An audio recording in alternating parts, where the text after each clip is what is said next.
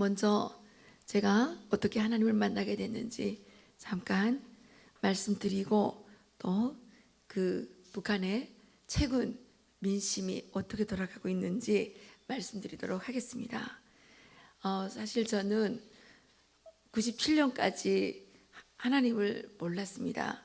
92년도에 저희 할머니께서 저희 아버지를 찾고 편지를 보내주셨는데 그때 영훈아, 북한이 홀로 떨어진 너를 지금까지 지켜주신 하나님께 감사드린다, 이런 편지가 와서 제가 너무 놀랐습니다. 무슨 하나님이 어디 있어가지고 우리를 구달나게 지켜줬냐고, 우리가 그동안 얼마나 고생을 했는데 무슨 소리 하냐고, 저는 이런 마음을 갖고 있었고, 할머니께서 내가 시간 너를 만나기 위해서 기도드리고 있다, 지금은 새벽 3시다, 이런 편지를 보내주실 때 저는 믿지 않았습니다. 어떻게 만납니까? 미국에 있는 분을 우리가 비행기 타고 갑니까? 자동차 타고 가서 만납니까? 저는 믿지 않았습니다. 우리 할머니가 미신을 믿는 사람인 줄 알았습니다. 그런데 아니었습니다.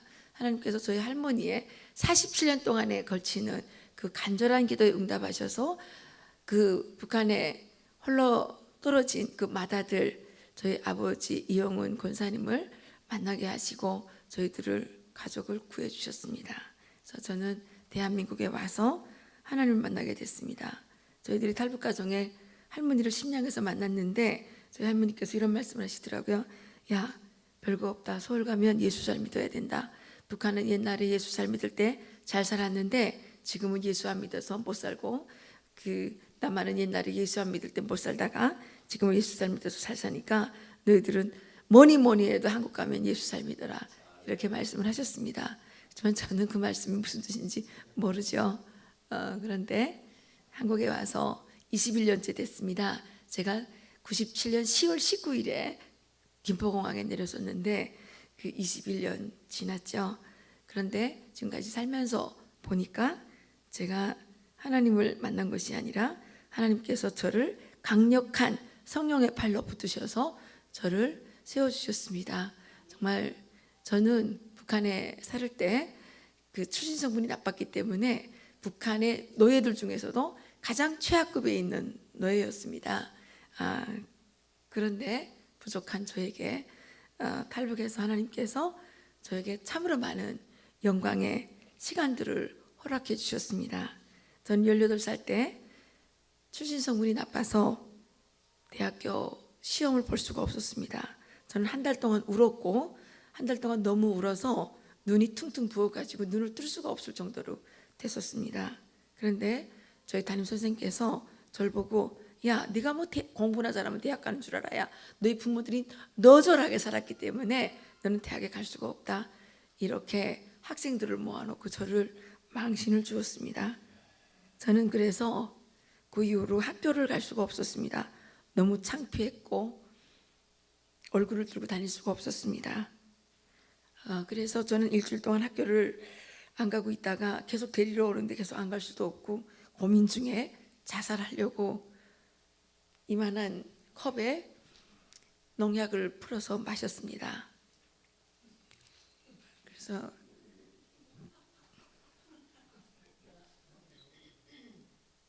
농약을 풀어서 마셨는데 하나님께서 저를 지켜주셨습니다. 그래서 저는 살아났고 오늘 이 자리에 설 수 있게 됐습니다. 저는 북한에 있을 때 출신성분이 너무 나빠서 출신성분만 바꿀 수 있다면 어떤 일도 할 수 있다고 생각을 했었습니다. 인생의 중요한 고비마다 그 출신성분 때문에 저는 할 수 있는 일이 없었습니다. 수많은 좌절과 수많은 모욕감을 느끼면서 그렇게 살았습니다. 그랬는데 한국에 와서 하나님을 만나서 제가 이화여대에서 100% 장학금을 받으면서 석박사 학위를 하게 됐습니다. 정말 하나님 은혜가 아니면 할 수 없는 일이죠. 제가 한국에 왔을 때 한국은 IMF였습니다. 우리가 10월 19일에 도착했는데 대한민국이 12월 28일에 IMF 발표가 났습니다. 그때 실직자 450만 명, 300만 명 자국에 나면 실직자 발표가 됐고 사방에서 자살한다고 난리가 났었습니다. 그래서 저는 그때 또 절망했습니다. 저희 어머니께서 그러시더라고요. 야, 팔자가 사나우면 이부자식이 3년 맞이래더니 이게 우리가 그 정말 죽기 살기로 여기까지 오니까 요게 또 IMF가 터져서 앞으로 어떻게 살겠냐고 이제 그런 얘기를 하셨습니다. 그래서 저는 그때 한국 사회에 떠들었던 유행어가 38선, 4호종, 5,6도였습니다. 38선은 38살이면 명예퇴직하고 45살이면 정년퇴직하고 56세까지 계속 일하면 도둑놈이라고 이렇게 이제 할 때였습니다. 저는 33살에 한국에 왔는데 명예퇴직을 얼마 앞두지 않은 그런 상황에서 취직을 할 수가 없었습니다. 그래서 어떤 기업에 이제 회사에 넣어달라고 북한처럼 생각하고 통일부를 날마다 찾아갔는데 통일부에서 공문을 하나 써주길래 그거면 되는 줄 알고 북한처럼 생각하고 8개월을 기다렸는데 8개월 만에 그 기업에서 저에게 준 대답은 탈북자는 우리 회사에 받지 않습니다. 이런 거절하는 전화를 받고 저는 너무 절망해서 3일을 엎드려서 온 적도 있었습니다. 그래서 다시 일어나서 보험회사에 취직을 했었습니다. 보험회사에 다니다가 어느 저 공주에 있는 기도원에 가서 하나님의 말씀을 받았습니다. 그때 사실 저는 보험을 팔러 갔습니다. 그 한 분이 거기 기도원에 기도하러 가자 그래서 저는 뭐 그때 신앙이 별로 좋지 않으니까 아이고 저는 보험 팔아야지 못 간다고 그러니까 야 거기 가면 누가 보험 하나 가입해 줄지 아니? 그래서 저는 보험 팔으려고 따라갔습니다. 그런데 그때 마침 어떤 분이 보험 계속 해주겠다 그래서 이번에 저분 따라가면 보험 하나 가입해 주겠지 이렇게 해서 따라가려고 양재동에 있는 성소공회 앞에 모인다 그래서 갔는데 그분이 나오시다가 수도가 터져가지고 도로 돌아가셔서 저는 답답해서 도로 돌아갈 수도 없고 그래서 그냥 할 수 없이 공주기도원을 따라간 적이 있었습니다. 거기 가서 보험을 못 팔았습니다. 속상해서 그냥 기도도 못하고 왔다 갔다 하다가 또 나오게 돼서 너무 억울해서 산 밑에 있는 기도굴에 들어가서 기도를 했습니다. 그때 하나님께서 저의 머리를 무슨 손방망이 같은 거로 꽝 때리시더라고요. 그러면서 주시는 말씀이 사람이 떡으로만 사는 것이 아니요 하나님의 입으로 나오는 말씀으로 사니라. 이 말씀을 저한테 주셨습니다. 그때 제가 다시 저의 인생을 돌이켜 보니까 정말 그랬습니다. 저는 10살 때 저녁을 먹다가 평양에서 상간오지로 쫓겨났고 상간오지에서 벗어날 수 있는 길은 오직 제가 공부를 잘해서 과학자가 돼서 우리 가정의 출신성분을 바꾸는 것이었는데 저는 대학에 시험을 봐야 되는데 추천을 받지 못해서 절망 가운데 자살을 시도했던 사람이었습니다.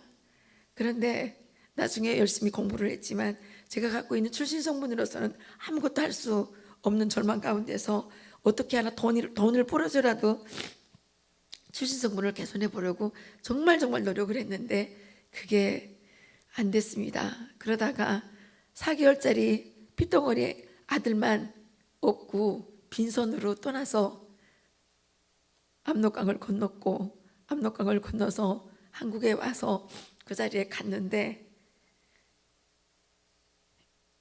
제가 그 기도하는 자리에 가서 보험만 팔려고 한 게 너무 미안했습니다. 그런데 또 한쪽으로는 하나님께서 왜 성경은 그렇게 두껍고 말씀도 많은데 그 말씀을 나한테 주시나 그런 생각을 한 적도 있었습니다. 그러다가 2004년도에 처음으로 미국에 오게 됐습니다. 그때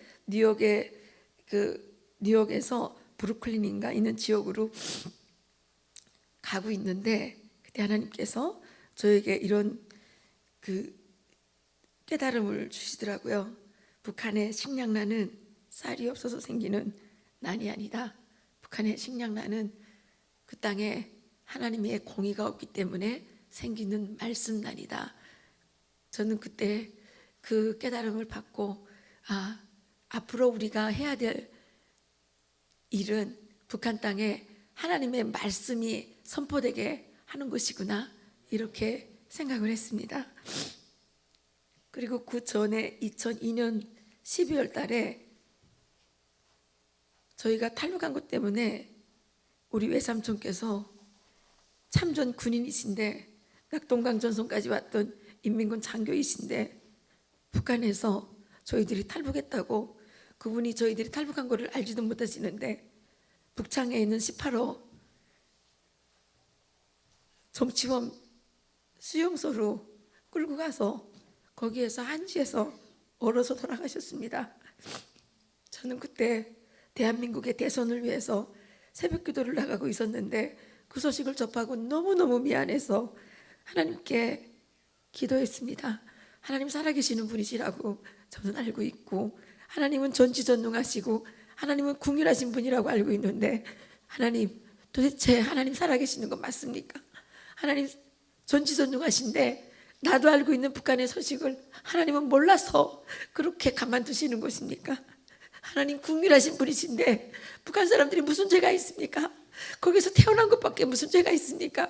그런데 그 사람들이 정말 죄도 없이 얼어 죽고 맞아 죽고 굶어 죽는데 하나님 어떻게 그 사람들 불쌍한데 이렇게 침묵하십니까?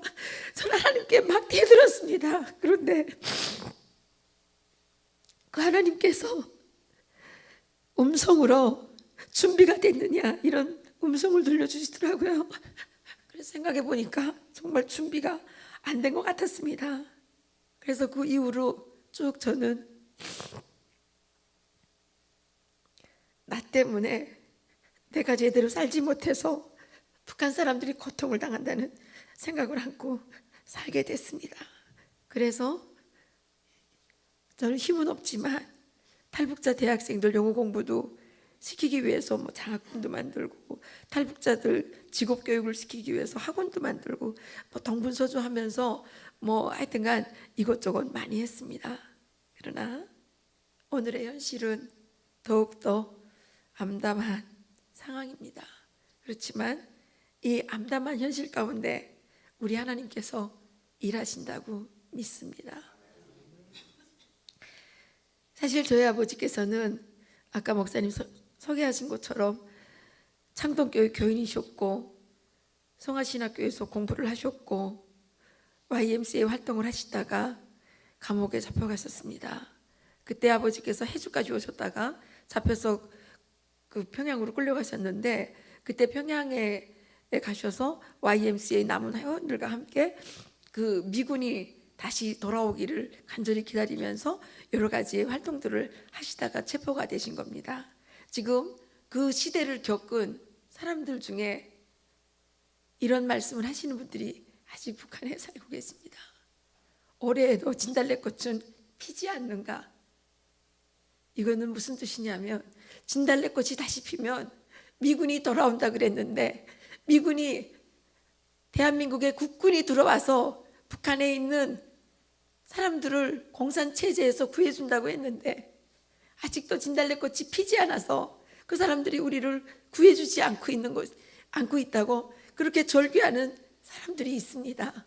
그런데 제가 대한민국에 와보니까 대한민국에서는 이미 그 약속을 잃어버렸더라고요.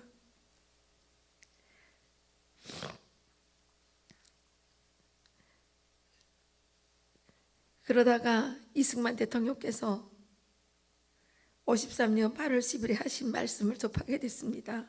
공산 악정 속에 당분간 남아있게 되는 북한의 동포들에게 나는 이렇게 외치는 바입니다. 절대로 절망하지 마시오. 우리는 당신들을 잊지 않을 것이며 포기하지 않을 것입니다. 우리의 잃어버린 이북 오도를 다시 찾고 북한의 불쌍한 동포들을 구출하려는 한국 국민의 군번 목표는 과거와 마찬가지로 장래에도 그대로 남아 있습니다. 이렇게 하신 말씀을 최근에 접했습니다. 저는 정말 눈물이 났습니다. 이승만 대통령의 그 약속이 지켜졌다면 북한은 벌써 공산 왕조 체제에서 해방됐을 거 아니겠습니까? 이승만 대통령께서 남기신 유언의 말씀이 갈라디아서 5장 1절이라고 알고 있습니다. 그리스도께서 우리를 자유롭게 하시려고 자유를 주셨으니 그러므로 굳게 서서 다시는 종의 멍에를 매지 말라. 하나님께서 말씀하셨습니다. 우리가 너희들에게 준 그 자유를 육체의 기회로 삼지 말고 이렇게 말씀하셨는데, 대한민국은 너무나도 풍요롭게 받은 그 번영을 잘못 사용하고 있었던 것 같습니다. 그래서 지금은 조국 대한민국이 공산화의 위기에 놓여 있는 겁니다. 많은 사람들이 생각하시기를 북한의 김정은이가 쳐내려와서 공산화가 된다고 생각하는데, 사실은 이미 대한민국 국민들 많은 사람들의 머릿속에 공산주의 사상으로 세뇌가 돼서 공산화가 되고 있는 것입니다. 공산화라는 게 어느 물리적인 현상으로 되는 것이 아니라 우리의 머릿속에서 일어나고 있다는 것을 저는 최근 통감하게 됩니다. 이 안타까운 현실 앞에서 정말 절망하지만, 저는 하나님께서 우리들의 간절한 기도를 들으시고 남겨놓으신 70명, 700명, 7,000명의 그 사람들만 있으면 구해주실 거라고 믿습니다. 오늘 이 자리가 하나님께서 그 약속을 지키시려고, 그 계획을 실현하시려고 불러주신 자리가 아닌가 이렇게 생각을 합니다. 특히 이번에 이 필라델피아에 와서 정말 충격을 받았습니다. 자유의 정을 어제 가서 보았습니다. 독립기념관을 가서 보았습니다. 사실 저는 몇 년 전에 이승만 대통령께서 1904년도에 쓰신 독립정신을 읽고 가슴에서, 심장에서 피가 펄떡펄떡 뛰는 걸 느꼈습니다. 왜냐하면요, 이승만 대통령께서 독립정신을 쓰셨던 1904년 조선 말기의 상황과 북한의 김일성 왕조의 상황이 너무나도 똑같았기 때문입니다. 저는 생각합니다. 지금 대한민국의 위기는 1948년 8월 15일 자유민주주의 시장경제체제 대한민국의 건국을 인정하지 않는 자들이 청와대에 들어앉아서 대한민국의 국채를 흔들고 대한민국의 정체성을 흔들고 있기 때문에 오늘의 위기가 만들어진 것이라고 생각을 합니다. 저는 일제에서 해방된 것이 물론 중요하지만, 일제에서 해방된 것보다 더 중요한 것은 이승만 대통령께서 온갖 어려움을 극복하고 대한민국의 조선 왕조의 뿌리를 잘라내고 개인의 자유권과 사적 재산권을 보호받을 수 있는, 개인이 존중받을 수 있는, 개인이 하나님으로 받은 천부의 권리를 보호받을 수 있는 그런 위대한 자유민주주의 체제를 만들어 주신 것이 더 중요하다고 저는 생각을 합니다. 왜냐? 똑같은 날 해방된 북한은 공산 왕조 체제에서 북한 주민들은 노예가 된 것이 아니겠습니까? 많은 분들이 북한의 복음 통일해야 된다고 말씀하십니다. 북한의 복음 통일은 어떻게 해야 되는 것입니까? 북한 주민들에게 자유가 주어져야만이 복음 통일을 할 수 있는 것입니다. 북한 주민들이 김일성, 김정일, 김정은 그 왕조들에게서 배급을 받지 않고 스스로의 노력에 의해서 먹고 살 수 있는 경제적인 자립을, 경제적인 자주권을 획득했을 때 정치적인 자유를 누릴 수 있는 것이고, 정치적인 자유를 누릴 수 있어야만 종교의 자유를 누릴 수 있는 것이고, 종교의 자유를 누릴 수 있을 때 우리가 북한 주민들에게 하나님의 복음을 완벽하게 전파할 수 있다고 저는 생각을 합니다. 그래서 제가 이번 미주 방문에 첫 번째 코스를 필라델피아로 정해주신 것은 주님의 특별한 운청이었다라고 저는 여러분들께 말씀을 드리고 싶습니다.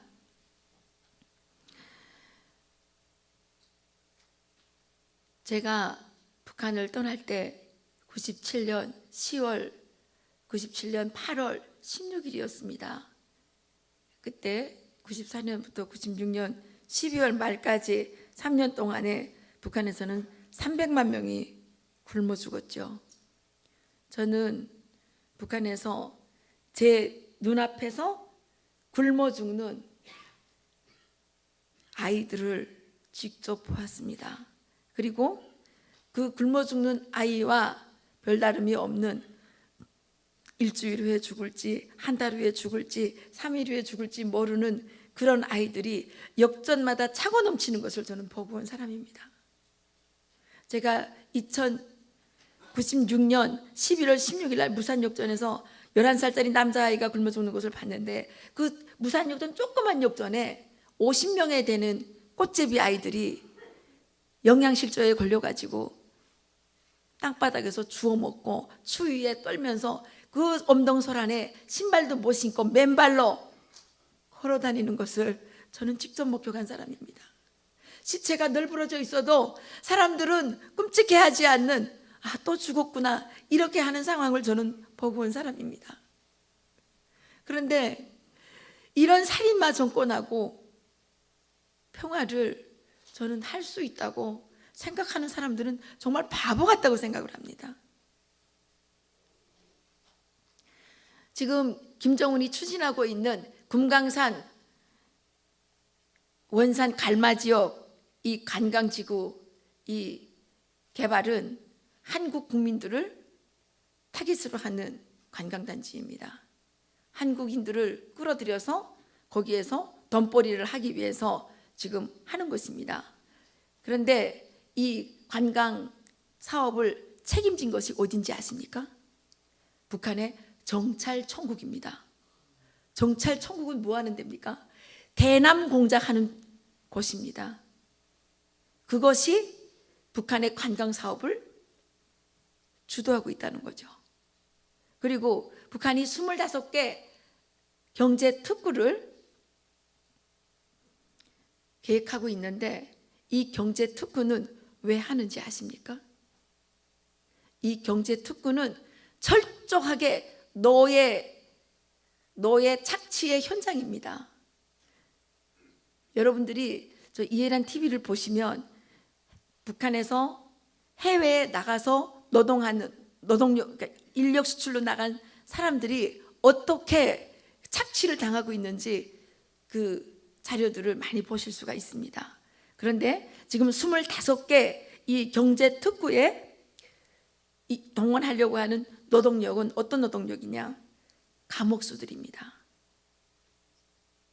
그리고 무보수 노동이라고 하는 처벌을 받는 사람들을 거기에 집어넣어 가지고, 이제 그러면 어떻게 되는 겁니까?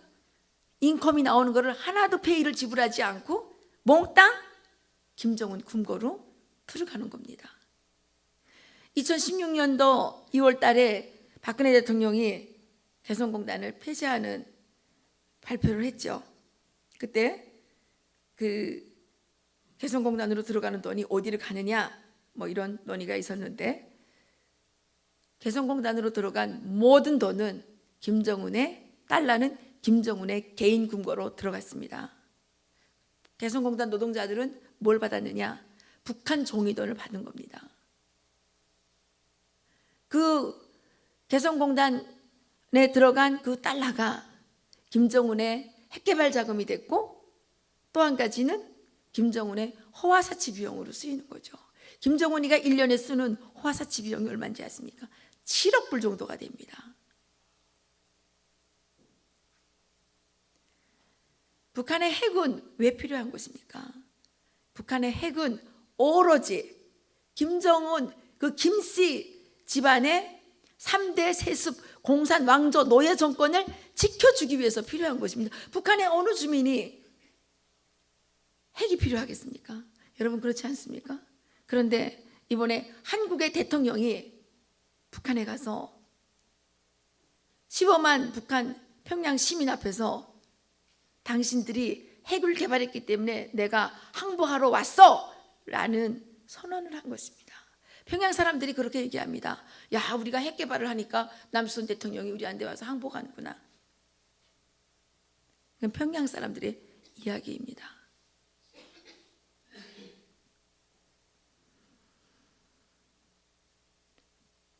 북한은 최근에 폐갱들, 오래된 폐갱들의 핵무기를 많이 움직여다가 감춰놨는데 폐갱에 감추어진 핵무기가 사실 몇 개인지는 잘 알려지지 않고 있습니다. 미국의 인공위성이 항공 위성이 북한을 이렇게 아주 세밀하게 들여다보고는 있습니다. 그런데 이것이 이제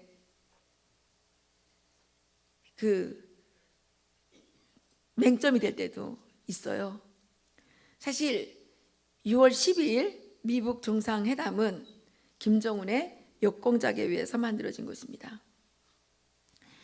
2월 6일부터 2월 9일까지 남한에서 시켜서 했는지는 모르겠습니다만은 김정은이가 북한 간부들을 모아놓고 우리가 핵을 포기할 것인가 포기하지 않을 것인가에 대한 비밀 투표를 했습니다. 이것은 북한 고위 간부의 증언에 따르면 김정은이가 역공작, 그러니까 이 정보가 외부로 나갈 것을 미리 계산하고 한 행위라고 합니다. 그래서 비밀 투표를 했는데 민간인들은 당간부들이랑 이런 민간인들은 핵 개발을 포기하는 것이 좋겠다 이런 투표를 했고 군부는 핵 개발을 절대 포기하면 안 된다 이렇게 투표를 했다고 하네요. 근데 이제 김정은이가 이때 내가 포기하려고 하는데 왜 누가 이렇게 포기하지 말자고 하는가 뭐 이런 얘기를 하면서 여러분들이 그 영상을 본 게 있을 거예요. 김정은이가 눈물을 줄줄 흘리면서 북한 주민들이 불쌍하다고 하는 영상이 떠돌아다니는 게 있습니다. 그렇게 이제 하면서 그것이 이쪽에 바깥에 퍼지기를 원한 거죠. 한국의 국정원이 그 정보를 받아가지고 트럼프 대통령에게 김정은이 핵을 포기하겠다고 했다라고 이제 꼬셔서 미북 정상회담을 만들어낸 거죠. 그러나 실질적으로 북한의 김정은은 핵을 포기할 의사가 꼬물만치도 없는 것입니다. 풍계리 5월 달에 풍계리 핵시설 폭파시켰다 그랬죠. 실제 저희들이 그 지역에 사는 사람들을 통해서 알아보니까 그 앞에 출입구 거기만 폭파한 거예요. 그런데 실질적으로 그 뒤쪽에 가게 되면 이 환풍구를 만들어놨는데 거기는 엘리베이터가 이제 올라갔다 내려갔다 하는 직경 한 2m 정도 되는 그런 엘리베이터가 있고요. 거기에 사람들이 들락날락 할 수 있는 이런 장치들이 다 돼 있습니다. 그리고 그 갱도 내부에 보면 철문으로 돼 있는데 이 두께가 60cm 정도 되는 이런 철문으로 돼 있어서 완전히 요새입니다. 그래서 그 앞에 거기만 폭파시켰기 때문에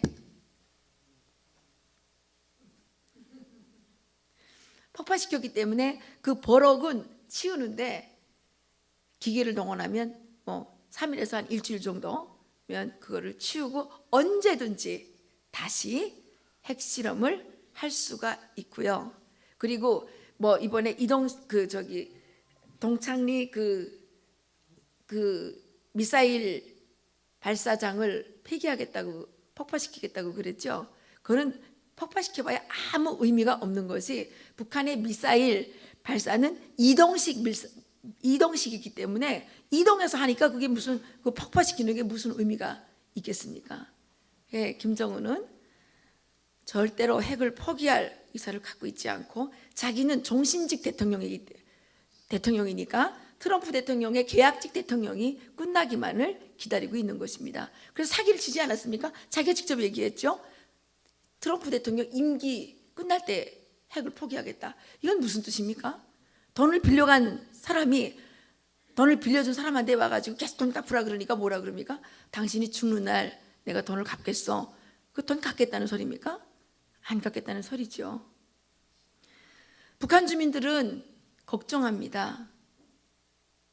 북한의 배급제가 재개되면 북한 주민들이 조금 누린 일말의 자유가 사라지게 되는 것입니다. 대한민국에 32,000명의 탈북자들이 와 있는데 이것은 어느 대통령이 통일 정책을 잘해서 온 것도 아니고 어느 위대한 정치인이 뭘 잘해서 온 게 아니라 북한의 배급제도가 무너짐으로써 북한의 통행 질서가 마비가 됐고, 그래서 북한 주민들에게 억지스럽지만 자유가 주어졌고, 그 자유의 기회를 통해서 32,000명의 탈북자들이 탈북을 하게 된 것입니다. 그런데 그 배급제가 다시 재개되면 되겠습니까? 북한 주민들에게 필요한 것은 배급제가 재개되는 것이 아니고 재산권을 보호받을 수 있는 장마당 시장 경제 체제를 안착시켜 주는 것이라고 저는 생각합니다. 북한에 수십만의 정치범들이 잡혀 있죠. 이 사람들은 본인은 다 정치범 감옥에 갇혀 있는데, 그런 사람들은 이제 그 독감방에 막 이렇게 잡혀 있는 사람들도 있어요. 그래가지고 움직이지를 못해요. 그래서 우리가 추방될 때 우리랑 같이 추방된 분이 계시는데, 그분은 평양의학대학의 산부인과를 졸업하고 산부인과 의사였어요. 어머니가 저청년 이렇게 그 연락책이죠. 북한에서 피스톤이라 그러는데 저청년에서 연락책으로 이렇게 활동을 했는데 간첩 혐의를 받고 감옥에 잡혔어요. 그래서 잡혀갔는데 18년 동안 끌어안혀 있었어요.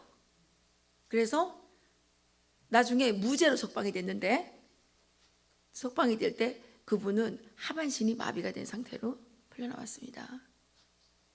그리고 그 가족은 저희들이랑 같이 추방이 됐던 겁니다. 저희들이 추방돼서 살았던 그 지역은 그런 정치범 가족들이 추방돼서 와서 사는 지역이었고, 또 우리보다 더 심각하다고 생각되는 사람들은 집단관리소라고 하는 완전 통제구역으로 끌려가는 것이죠. 거기 있는 사람들은 정말 짐승보다 못한 그런 상황에서 살게 되는 것이죠. 그런 악마의 수용소를 그대로 두고 정말 대한민국이 평화통일을 할 수 있다고 생각하십니까? 예멘이, 남부 예멘과 북부 예멘이 사회주의 체제와 자본주의 체제를 그대로 두고 연방제로 통일했지 않습니까? 그러고 나서 어떻게 됐습니까? 내전이 일어났죠. 그래서 지난 2월달에 보니까 예멘에서 내전이 일어나가지고 700만 명이 아사 직전에 있다고 보도가 나오더군요. 그 예멘 난민이 지금 한국에 500명 이상이 들어왔다고 하죠. 저는 지금 정부가 추진하고자 하는 종전협정, 평화협정, 연방제 통일의 그 결과는 대한민국의 내전으로 될 것이라고 저는 확신합니다. 우선 저부터가 그 김정은의 공산 체제, 김정은이 그 실시했던 그런 유지했던 그 공산 체제, 지금 대한민국도 거의 비슷하게 가고 있는데, 그런 체제에서 저 자체부터가 살 수가 없기 때문에 도망을 치든지 아니면 결사의 각오를 가지고 뭐 정 들 게 없으면 나중에 식칼이라도 들고 나가서 싸워야 되겠죠.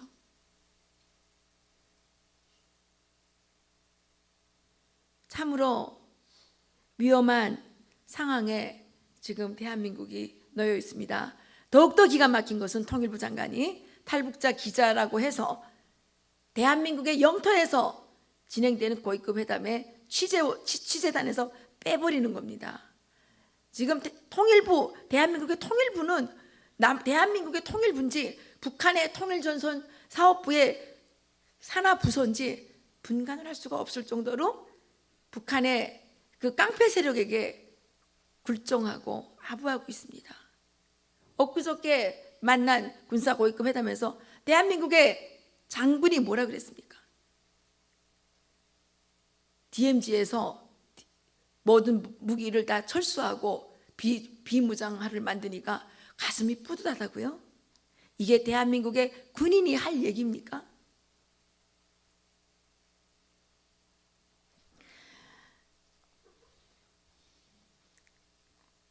북한 지역에는 GP가 149개입니다. 한국에는 60개입니다.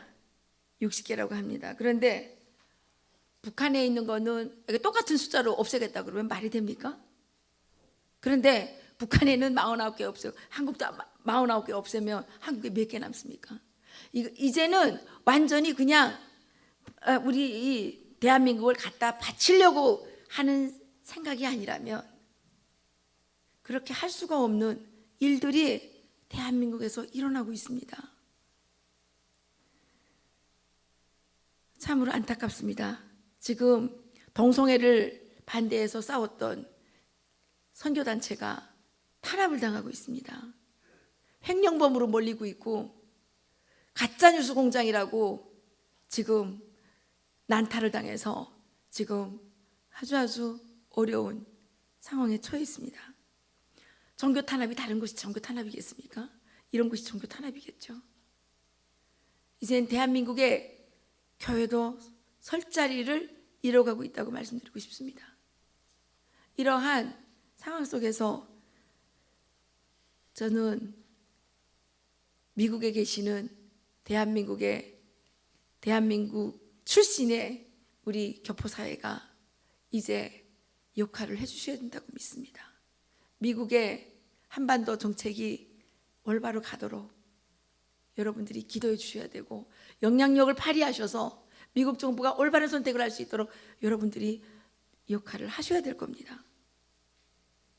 그리고 북한의 정책이 미국의 대북 정책이 절대로 잘못되지 않도록 우리가 정말 간절하게 기도해야 될 것이고 또 미국의 대북 정책이 잘못되지 않게 하기 위해서는 북한의 중요한 서식들을 이 미국에 알려야 되지 않겠습니까? 그런데 지금 대한민국의 국정원을 우리가 어떻게 믿을 수가 있습니까? 이것이 정말 참으로 안타까운 일입니다. 그래서 저희들이 사력을 다해서 지금 북한의 서식들을 내다가 지금 방송을 하고 인터넷 신문을 만들어서 올리고 있습니다. 정말 어렵습니다. 여러분들께서 도와주십시오. 북한에서 저희들에게 정보를 전달하시는 분들은 목숨을 걸고 합니다. 그 일을 하다가 처형된 사람들이 상당히 많습니다. 그렇게 보위부에 끌려가서 죽으면 시체도 돌려주지 않아서 이 세상에 시체도 없이 사라져간 사람들이 너무 많습니다. 사실 김정은은 북한 주민들로부터 상당히 심각한 지금 도전을 받고 있습니다. 김정은은 작년과 올해 초에 수차례 암살 위협을 당했고 그 과정 속에서 많은 사람들이 사망이 됐습니다. 그래서 올해 4월 초에 북한의 보위부 대학에서 이 대회가 있었는데 그때 공화국 영웅 2명, 노력 영웅 4명 이렇게 이제 영웅 칭호를 줬습니다. 공화국 영웅이 됐다는 것은 죽었다는 얘기입니다. 그는 뭐냐? 최고 수뇌부를 뭐 어쩌고 저쩌고 하니까 김정은을 암살하려고 하는 시도를 막아서 김정은 대신 죽어준 사람들이죠. 그런데 그래서 김정은이 마음 놓고 북한에서 돌아다니지 못했는데 지금 문재인 대통령이 김정은을 저렇게 면을 세워주고 전 세계 뭐 어디입니까? 시진핑이니 트럼프 대통령이니 뭐 11월 달에 또 러시아 간다고 그러더라고요. 이렇게 지금 동분서주하면서 하기 때문에 김정은은 더욱더 그 기세가 등등해가지고 이제 북한 주민들을 탄압하고 있는 거죠. 제가 오늘 영상 하나 가져왔는데 이제 시간이 되시면 틀 수 있으면 틀어드리겠고요.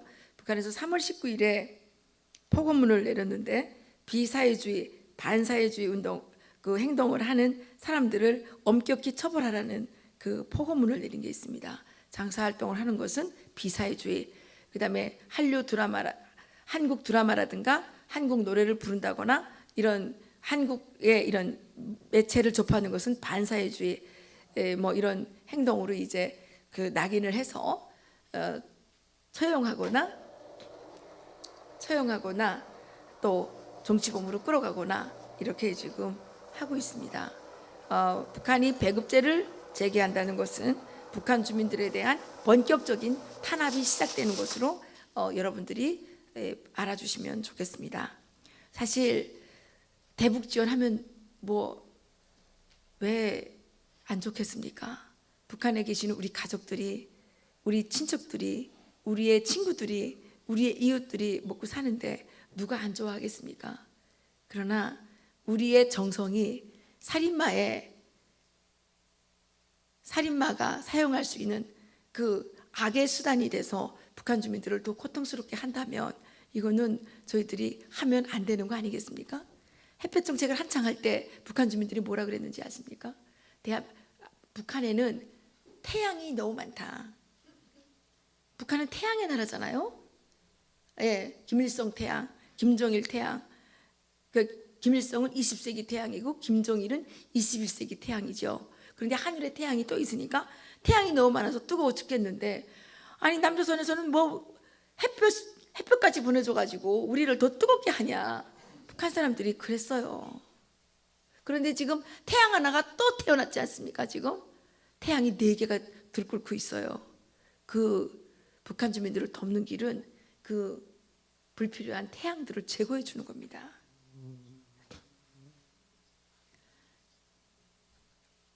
그래서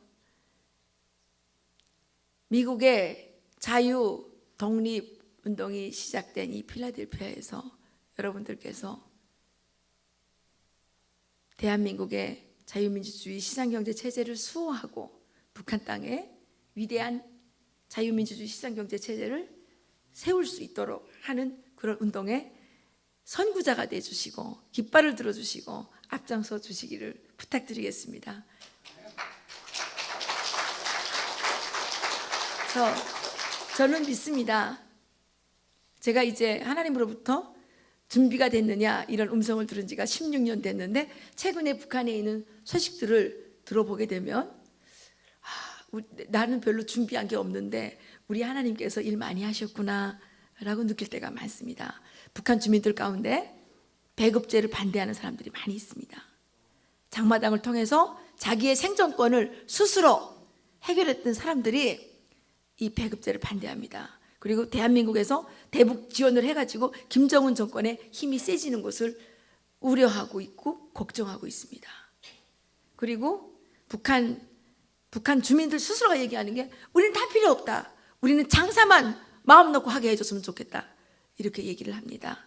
이제 때가 무르익어 가고 있지 않나. 그렇지만 때가 무르익어 가고 있는 때가 가장 어두운 때가 아닌가 이런 생각도 해봅니다. 이승만 대통령께서 공짜로 대한민국에게 선물한 자유민주주의 시장경제 체제, 그래서 너무 몰랐던, 너무 무지했던 2016년 11월 달에 그 탄핵 때문에 가서 제가 자유민주주의 시장경제 체제 지켜야 된다 그러는데 어떤 분이 와가지고 야 거기서 시장경제는 빼고 말해라 이렇게 말하는 분이 계셨어요. 아니 시장경제를 빼면 자유민주주의가 됩니까? 예? 시장경제가 있어야 민주주의가 되는 거 아닙니까? 그리고 자유가 있어야 시장경제가 되는 거 아닙니까? 예. 그런데 아니 우파라 그러면서 그렇게 말씀하시는 분들도 계셨어요. 그동안 우리가 얼마나 좋은 시스템에서 얼마나 잘 살았으면 이런 거 뭔지도 모르고 공기가 있는지 없는지를 모르고 사는 정도로 이렇게 살아왔던 거 아니겠습니까? 그런데 지금의 위기가 대한민국 국민들에게 자유의 가치가 얼마나 소중한 것인지, 대한민국이 건국한 자유민주주의 시장경제 체제가 얼마나 소중한 것인지 깨닫게 하고 있다고 저는 믿습니다. 그래서 저희들이 이제 서울에서 이승만 학당도 하고 뭐 자유통일 칼리지도 운영하고 이렇게 교육도 하고 이렇게 하는데 많은 사람들이 갈급함을 갖고 있습니다. 갈망을 갖고 있습니다. 그래서 그 대한민국에서도 지금 일어나고 있습니다. 엊그저께 저희 그 리버티 코리아 포스트의 기자들이 그 강화문에 가보니까 촛불 2년 됐잖아요. 촛불이 그게 2016년 10월 29일 백남기 농민 무슨 장례식인지 뭔지로 시작됐거든요. 그래서 27일 날 이제 했는데 400명 나왔대요. 400명. 촛불이 400명 나오고 태극기는 얼마 나왔냐? 4만에서 5만 정도 나왔다고 합니다. 예, 우리 희망이 있습니다. 어렵지만 극복할 겁니다. 저희들이 목숨 걸고 싸워서 이기겠습니다. 여러분들의 기도와 후원이 필요합니다. 또 이 미국에 살고 계시니까 또 이 미국 정부에 또 미국 정치권에 미국 여론에 정말 좋은 영향력을 행사하셔서 대한민국이 무너지지 않도록 북한 주민들이 반드시 구원되고 해방될 수 있도록 도와주시기를 부탁드리면서 저희 얘기는 여기서 마치도록 하겠습니다.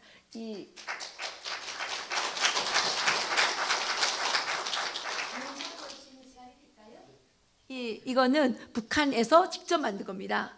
이 북한에서 북한 사람들을 처벌하기 위해서 만든 건데 비공개입니다. 바깥에 못 나가게. 이거 한번 보십시오. 보시고 혹시 질문 있으면 받도록 하겠습니다.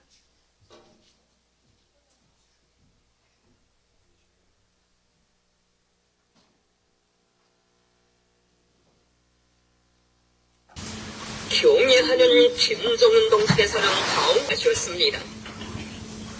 적들이 끈질기게 들이미는 자본주의 독서가 우리 지경을 넘어서지 못하도록 모기장을 2중 3중으로 든든히 치면서도 제국주의의 사상문화적 침투 책동을 물거품으로 만들기 위한 주동적인 작전을 전개하여야 하겠습니다.